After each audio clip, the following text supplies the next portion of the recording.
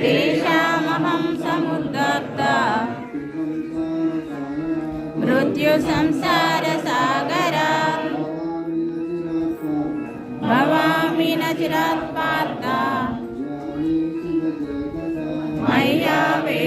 मय्यावेशितचेतसाम् मय्येव मनः मयि बुद्धिं निवेशय हरिष्यसि मय्येव